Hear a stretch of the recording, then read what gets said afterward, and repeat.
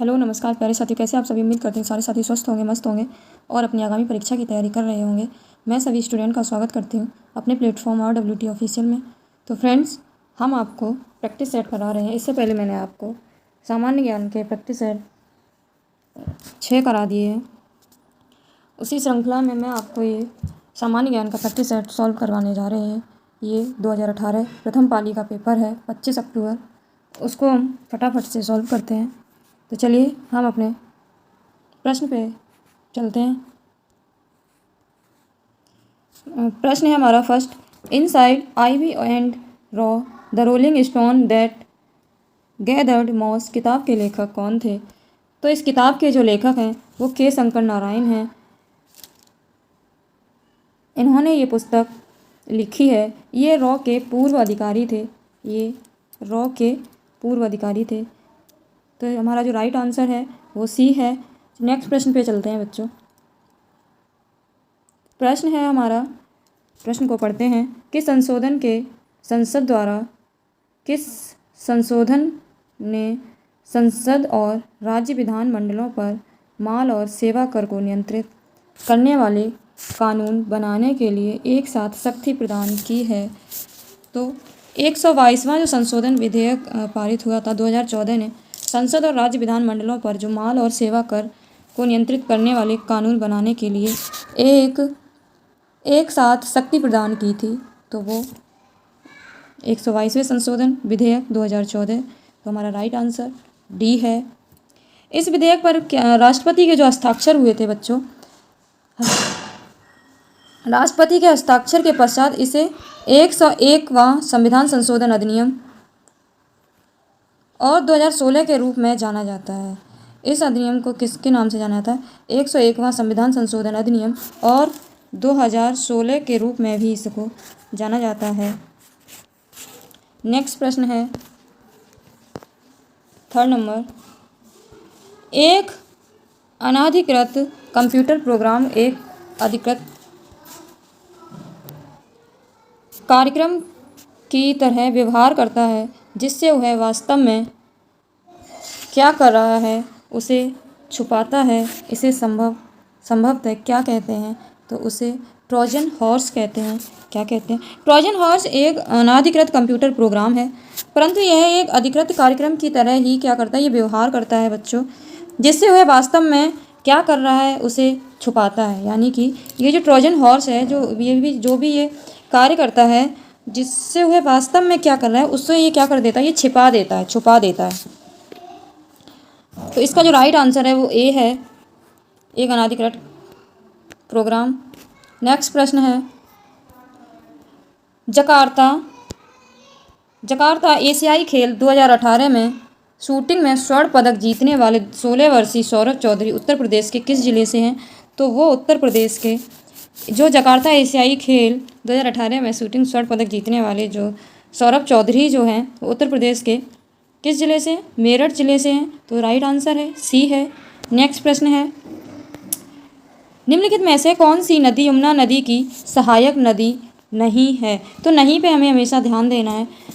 अगर नहीं को हम पूरा क्वेश्चन नहीं पढ़ते हैं तो हमारे क्वेश्चन गलत होने की संभावना हो जाती है ज़्यादातर। तो इसलिए हमें एग्ज़ाम देते टाइम बच्चों पूरा प्रश्न को पढ़ना चाहिए सही तरीके से, जिससे हमारे सही आंसर्स होने की अधिक संभावना रहती है। अगर हम प्रश्न को सही ढंग से पढ़ते हैं तो गलतियां होने के कम चांसेस रहते हैं। तो इसीलिए हमें एग्ज़ाम में हमेशा ध्यान से ही क्वेश्चन को करना चाहिए। तो इसमें यमुना नदी की जो सहायक नदी नहीं है वो कल्याणी नदी यमुना नदी की सहायक नदी नहीं है। ये सहायक नदी किसकी है? ये गोमती नदी की है। किसकी? गोमती नदी। कल्याणी जो नदी है वो गोमती नदी की बच्चों सहायक नदी है। और ये अन्य जो 3 हैं, केन है, चंबल है, बेतवा है, ये यमुना नदी की सहायक नदियां हैं। ये तीनों यमुना नदी की सहायक नदी है। तो हमारा जो राइट आंसर है वो डी है। कल्याणी जो नदी है वो गोमती नदी की, और इसमें हमें नहीं का ही पूछा गया है। तो हमारा राइट आंसर डी है। चलिए नेक्स्ट प्रश्न पे चलते हैं बच्चों। तो हमारा प्रश्न कुछ इस प्रकार है,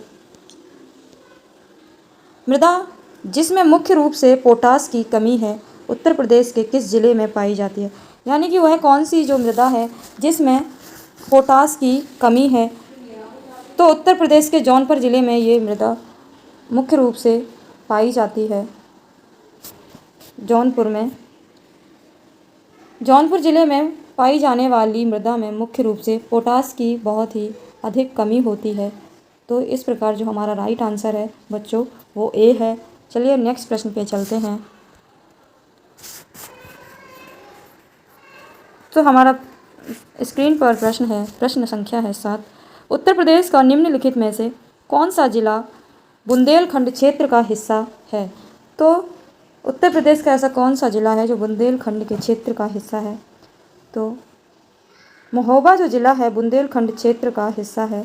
महोबा ज़िला जो है बच्चों वो बुंदेलखंड क्षेत्र का हिस्सा। बुंदेलखंड के जो अंतर्गत उत्तर प्रदेश के जो ज़िले आते हैं वो है झांसी, बांदा, महोबा, जालौन। अगली बार शायद ये वाला आंसर या मतलब ऑप्शन में ना देते हुए जालौन दे दें, या फिर बांदा, झांसी, महोबा, जालौन, हमीरपुर और ललितपुर, ये ज़िले सारे बुंदेलखंड क्षेत्र के हिस्से से जुड़ते हैं। नेक्स्ट प्रश्न पे चलते हैं बच्चों। तो हमारा प्रश्न नंबर है 8।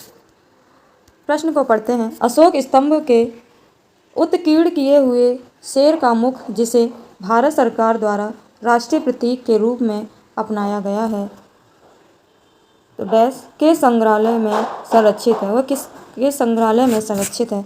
तो वह सारनाथ के अशोक स्तंभ में जो उत्कीर्ण किए हुए शेर का जो मुख है जिसे भारत सरकार द्वारा राष्ट्रीय प्रतीक माना गया है, प्रतीक के रूप में अपनाया गया है, जिसे माना गया है, वह सारनाथ के संग्रहालय में संरक्षित है। किसमें? सारनाथ के संग्रहालय में संरक्षित है। तो हमारा जो राइट आंसर है बच्चों वो है बी। नेक्स्ट प्रश्न है। इच्छा करती हूँ आपको समझ आ रहा होगा। अगर आपको समझ आता है तो आप हमें कमेंट बॉक्स में लिख के ज़रूर भेजिएगा और हम आपको ऐसी ही वीडियो के अंतर्गत आपको most important UP police constable के प्रीवियस ईयर क्वेश्चन कराते रहेंगे जब तक आपका एग्ज़ाम नहीं हो जाता। आप हमारे साथ, हमारे चैनल के साथ जुड़े रहिए।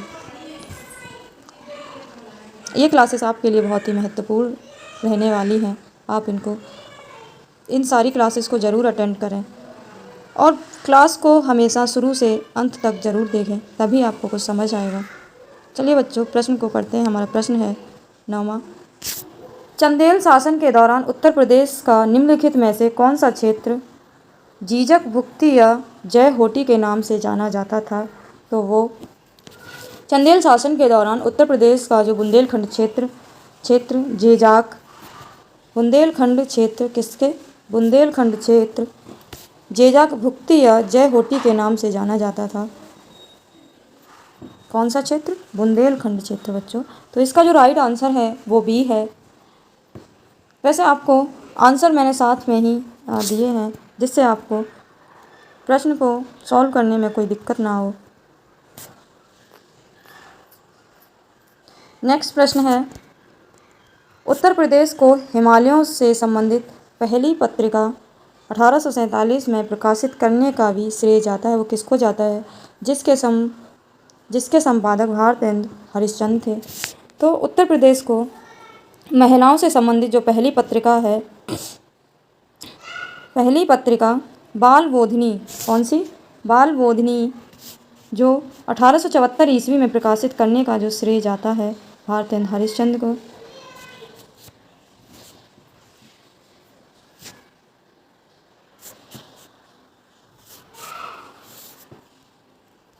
बच्चों ये जो इसमें 1847 ना हो के इसको आप करेक्ट कर लेना। इसमें 1874, इसमें ये गलत दे दिया गया है प्रश्न में। तो ये जो उत्तर प्रदेश महिलाओं से पहली जो पत्रिका 1874 में बाल बोधिनी प्रकाशित करने का जो श्रेय जाता है वो भारतेंदु हरिश्चंद्र को जाता है। तो हमारा जो राइट आंसर है वो है ए। आप इसको याद रखना, 1874 है ना कि 1847। नेक्स्ट प्रश्न पे चलते हैं। प्रसिद्ध सितार वादक नवाब इनायत खान उत्तर प्रदेश से संबंधित हैं। जो प्रसिद्ध सितार वादक नवाब हैं वो कहाँ से संबंधित हैं? तो प्रसिद्ध जो सितार वादक नवाब यान जो हैं इनायत खान उत्तर प्रदेश के इटावा ज़िले से संबंधित थे। इन्होंने इटावा घराना से सितार वादन की शिक्षा प्राप्त की थी। तो हमारा जो राइट आंसर है वो है बी। जो मैं बोलती हूँ आप उसको सुना करिए जिससे आपको समझ में आएगा। नेक्स्ट प्रश्न है, प्रश्न संख्या है 12। चलिए प्रश्न को पढ़ते हैं बच्चों। तीसरी बौद्ध परिषद किस शहर में आयोजित की गई थी? तो जो तीसरी बौद्ध परिषद है वो पाटलिपुत्र। तीसरी बौद्ध परिषद मौर्य शासक अशोक थे। तीसरी बौद्ध परिषद में जो मौर्य शासक थे वो अशोक के शासनकाल में पाटलिपुत्र में आयोजित की गई थी। अशोक के शासनकाल में कहाँ पे? पाटलिपुत्र में ये आयोजित की गई थी। इसकी अध्यक्षता मोगलित पुत्र तिस ने की थी। इसकी जो अध्यक्षता की थी वो कौन थे? मोगलित के पुत्र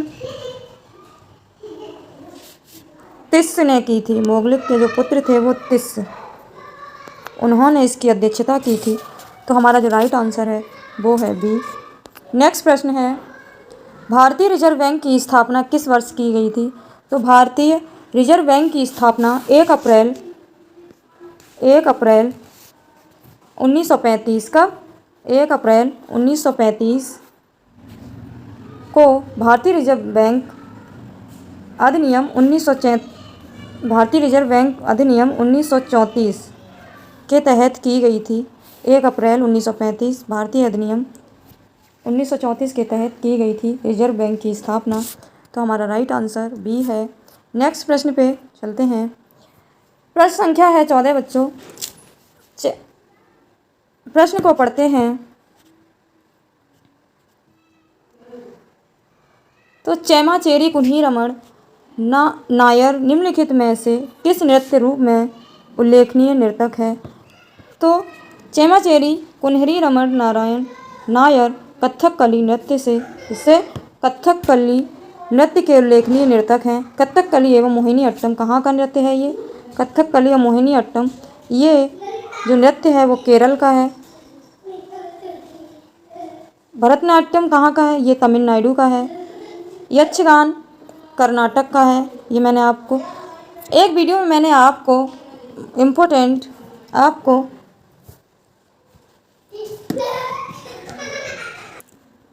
भारतीय शास्त्रीय नृत्य को पढ़ाया है, तो आप हमारी प्लेलिस्ट में जाके देख सकते हैं सारे नृत्य, वहाँ से आप पढ़ लेना। नेक्स्ट प्रश्न है 15। खाद्य और कृषि संगठन कारपोरेटर सांख्यिकी डेटाबेस 2016 के अनुसार प्याज के उत्पादन में विश्व स्तर पर भारत की रैंक कौन सी है? तो विश्व स्तर पर भारत की जो रैंक है 2016 के अनुसार वो द्वितीय है। चीन का जो है स्थान वो प्रथम है। चीन का स्थान क्या है? प्रथम है। और 2021 के आंकड़े के अनुसार भारत जो है वो प्रथम स्थान पे है। 21 के अनुसार भारत प्रथम स्थान पे है और चीन जो है वो दूसरे स्थान पर है। चीन दूसरे स्थान पर है। 2016 के अनुसार भारत जो है वो द्वितीय स्थान पर है और चीन प्रथम स्थान पर। तो हमारा जो राइट आंसर है वो बी है। नेक्स्ट प्रश्न पे चलते हैं। प्रश्न संख्या 16। वित्तीय वर्ष 2017 और 18 के दौरान भारत के निर्यात में वृद्धि का प्रतिशत क्या है? तो वो जो भारत के निर्यात में जो वृद्धि का प्रतिशत है वो 9.8% है। कितना? 9.8% है। वित्तीय वर्ष 2022 और 2023 में जो कुल निर्यात हुआ है वो हुआ है 77। आपको इधर लिख देती हूँ। 2022 और 23 के अकॉर्डिंग जो वित्तीय वर्ष भारत के जो निर्यात में जो वृद्धि हुई है वो हुई है 770.18 बिलियन डॉलर। और जो वित्तीय वर्ष 2021-2022 की तुलना में 13.84% की वृद्धि दर्शाता है, यानी कि जो 2022 और 23 के अकॉर्डिंग ये हमें 13.84% की वृद्धि दर्शाता है इसके अकॉर्डिंग। तो इसका जो राइट आंसर है वो है डी। नेक्स्ट प्रश्न पे चलते हैं। भारत के संविधान का निम्नलिखित में से कौन सा भाग नागरिकता से संबंधित है? तो कौन सा भाग नागरिकता से संबंधित है बताइए। तो भारत के संविधान का भाग सेकंड और अनुच्छेद 5 से 11 में नागरिकता से संबंधित है। किससे? नागरिकता से संबंधित है, नागरिकता को दर्शाता है। नागरिकता 5 प्रकार से प्राप्त की जा सकती है। कितने? नागरिकता को हम 5 प्रकार से प्राप्त कर सकते हैं। नेक्स्ट प्रश्न है, तो इसका जो राइट आंसर है वो है बी। नेक्स्ट प्रश्न, भारत के संविधान के अनुच्छेद 24 के तहत किस वर्ष से कम आयु के बच्चों को किसी कारखाने में काम करने के लिए नियोजित नहीं किया जा सकता? तो कम उम्र के बच्चों को कारखानों में हम नियोजित नहीं कर सकते। वो कितने साल के बच्चे? 14 वर्ष के बच्चों को।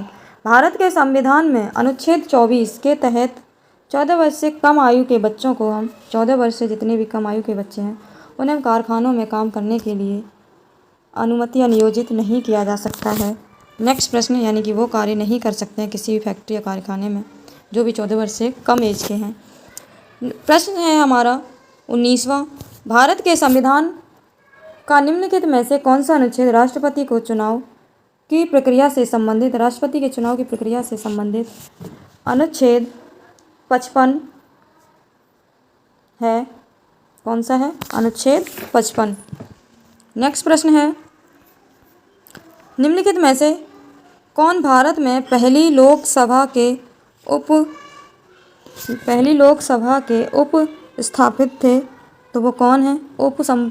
उप सभापति कौन थे? निम्नलिखित में से कौन भारत में पहली लोकसभा के उप सभापति थे? तो वो थे अनंतशयनम अयंगर। कौन थे? अनंतशयनम अयंगर। ये 30 मई 1952 से लेकर कब? 30 मई 1952 से लेकर 1956 तक भारत में पहली लोकसभा के उपसभापति थे और 8 मार्च 1956 अयंगर लोकसभा के अध्यक्ष बन गए थे। 1956 में कौन बन गए थे? अयंगर। प्रथम लोकसभा के शेष जो हुकुम सिंह उपसभापति थे। वर्तमान में जो लोकसभा के अध्यक्ष हैं वो कौन है? ओम बिड़ला हैं। अभी वर्तमान में कौन है बच्चों? वर्तमान में वो हैं ओम बिड़ला।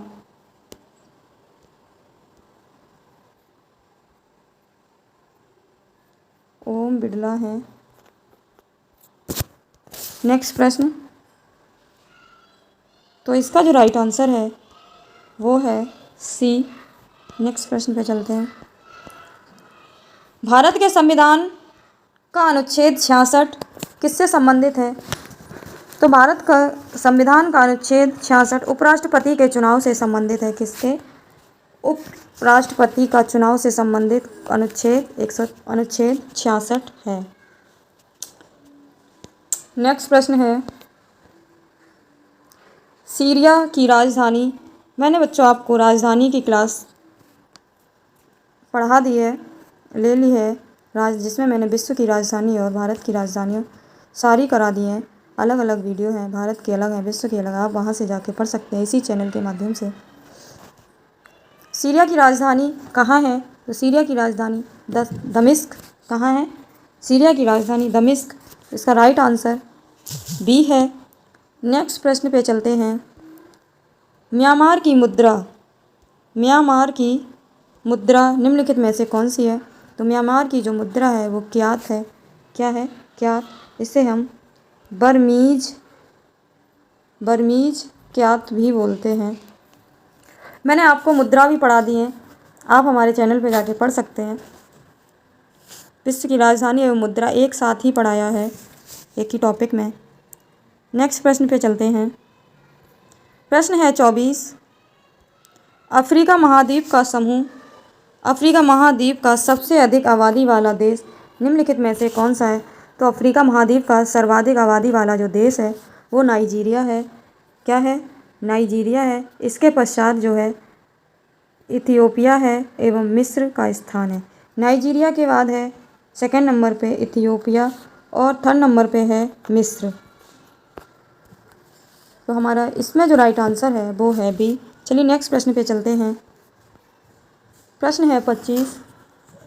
उत्तरी अमेरिका के निम्नलिखित देशों में से कौन से देश में वन भूमि क्षेत्रफल उसके कुल भूमि क्षेत्र के प्रतिशत के रूप में उत्तरी अमेरिका क्षेत्र में सबसे अधिक है? तो उत्तरी अमेरिका निम्नलिखित में देशों में से मतलब कौन से देश जो वन भूमि का क्षेत्रफल उसके कुल भूमि के क्षेत्रफल के प्रतिशत रूप में यानी उत्तरी अमेरिका के क्षेत्र जो सबसे अधिक है? तो सबसे अधिक कनाडा का है। क्या? भूमि का जो क्षेत्रफल उसके यानी कनाडा में जो वन भूमि का जो क्षेत्रफल उसके कुल भूमि क्षेत्रफल के प्रतिशत के रूप में जो उत्तरी अमेरिका में सबसे अधिक है। उत्तरी अमेरिका में क्या है? सबसे अधिक है। विश्व बैंक के अनुसार 2015 में कनाडा में 38.17%, क्यूबा में 37%, क्यूबा में कितना है? 37%, और हैती में 30.52%, और जमैक में जो है वो है 30.95%। 30.95%। नेक्स्ट प्रश्न। निम्नलिखित में से कौन सी नदी बंगाल की खाड़ी में नहीं गिरती? तो बंगाल की खाड़ी में नदी जो नहीं गिरती वो है नर्मदा। कौन सी है? नर्मदा नदी बंगाल की खाड़ी में नहीं गिरती है। कावेरी, कृष्णा एवं गोदावरी ये बंगाल की खाड़ी में नदियाँ गिरती हैं। नर्मदा जो नदी है, नर्मदा मध्य प्रदेश के अनूपपुर ज़िले में अमरकंटक पठार से निकलकर ये भारत के पश्चिमी तट की ओर प्रवाहित होते हुए अरब सागर में गिरती है। तो ये किस में गिरती है? अरब सागर में। बंगाल की खाड़ी में ना गिर के ये अरब सागर में गिरती है। मध्य प्रदेश के अमरकंटक पठार से निकलती है। प्रश्न है 27। मानवाधिकार कार्यकर्ता कृति भारतीय किस सामाजिक बुराई के विरुद्ध लड़ाई में शामिल है? तो वो बाल विवाह।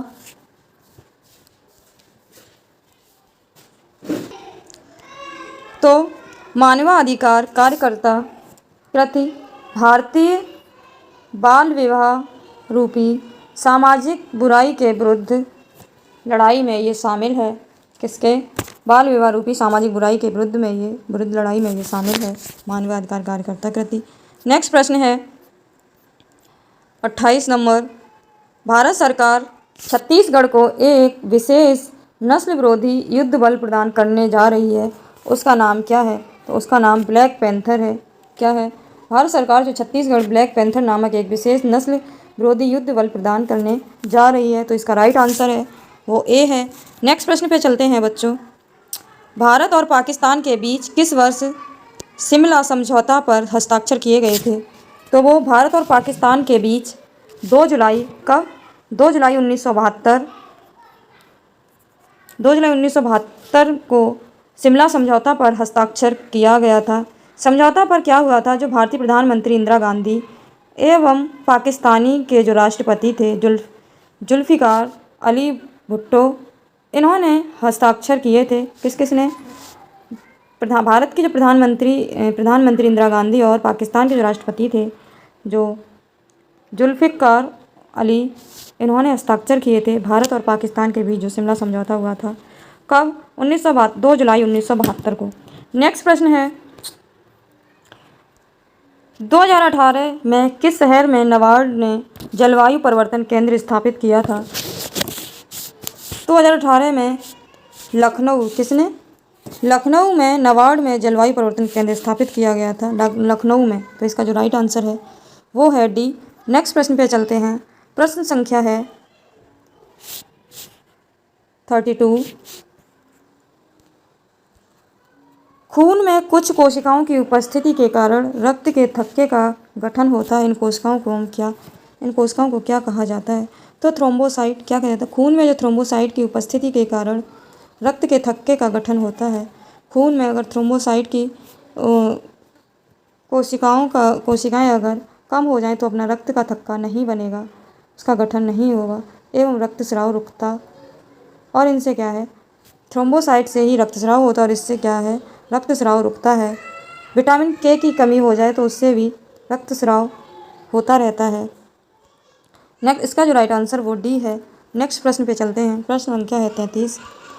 जीवित प्राणियों में निषेचन के दौरान नर और मादा गैमेट का संलयन एक कोशिका बनाने के लिए होता है, जिसे कहा जाता है, जिसे हम क्या कहते हैं, युग्मनज कहते हैं। नेक्स्ट प्रश्न पे चलते हैं। 34 नंबर। आराम करने वाले व्यक्ति की नाड़ी की दर आमतौर पर प्रति मिनट धड़कन के बीच होती है। तो आम लोगों की प्रति बीच कितनी होती है प्रति मिनट? वो 72 से 80, एक मिनट में 72 से 80 बार धड़कता है। नेक्स्ट प्रश्न। एक बार ढाले जाने के बाद गर्म करके नर्म नहीं किया जा सकने वाले प्लास्टिक को क्या कहा जाता है? यानी कि एक बार उसे ढाले जाने के बाद गर्म करके नर्म नहीं किया जा सकता, उसे हम क्या कहते हैं? उस प्लास्टिक तो उसे हम क्या कहते हैं? Thermosetting plastic. थर्मोसेटिंग प्लास्टिक एक बार ढाले जाने के बाद गर्म करके नर्म नहीं किया जा सकने वाला ये एक प्लास्टिक है। तो राइट आंसर है वो डी है। नेक्स्ट प्रश्न पे चलते हैं। प्रश्न संख्या है 36। प्रश्न को पढ़ते हैं बच्चों। एक वयस्क इंसान सामान्य रूप से 24 घंटे में लगभग 1 से कितने लीटर मूत्र विसर्जित करता है? यानी कि 1 से कितने लीटर? तो 1.8 लीटर। एक वयस्क इंसान सामान्य रूप से 24 घंटे में लगभग 1 से 1.8 लीटर मूत्र विसर्जित करता है। तो रिक्त स्थान में 8 बढ़ा जाएगा। नेक्स्ट प्रश्न है 37। प्रश्न को पढ़ते हैं। 11 दिसंबर 2014 को संयुक्त राष्ट्र ने संकल्प 69/131 द्वारा योग के अंतर्राष्ट्रीय दिवस के रूप में किसको घोषित किया था? तो 11 दिसंबर 2014 को संयुक्त राष्ट्र ने संकल्प 69 और 131 के द्वारा योग के अंतर्राष्ट्रीय दिवस के रूप में 21 जून को प्रतिवर्ष मनाने का निर्णय लिया गया। कब? 2014 को, 11 दिसंबर 2014 को 21 जून को हम क्या मनाएंगे? योग दिवस। प्रतिवर्ष 21 जून को हम योगा दिवस मनाएंगे। नेक्स्ट प्रश्न है, हमारा लास्ट प्रश्न है। 1943 में विटामिन के आविष्कार के लिए नोबेल पुरस्कार किसको दिया गया? तो 1943 में विटामिन के आविष्कार के लिए हेनरिक कार्ल, पीटर डैम और एडवर्ड एडेलबर्ट डोइजी को नोबेल पुरस्कार दिया गया। यानी कि हमारा जो राइट आंसर है वो बी है। किसको दिया गया? इसमें एक ही नाम दिया है, मैं आपको दोनों के नाम बता दूं। इनको दिया गया, हेनरिक को दिया गया, हेनरिक कार्ल और पीटर डैम, एडवर्ड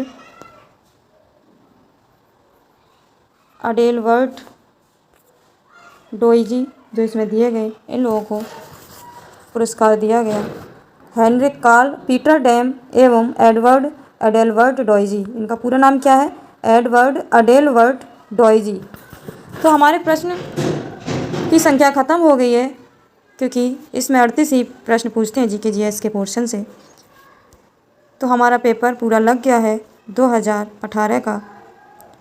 अब हम आपको मिलते हैं अपने नेक्स्ट वीडियो में, नेक्स्ट प्रैक्टिस सेट के साथ या नेक्स्ट किसी टॉपिक के साथ। अगर बच्चों मेरी वीडियो पसंद आए तो चैनल को सब्सक्राइब ज़रूर करें, जिससे मेरी न्यू आने वाली वीडियो का नोटिफिकेशन सबसे पहले आपको मिले। वीडियो को लाइक शेयर कमेंट ज़रूर करें। Best of luck. Thank you.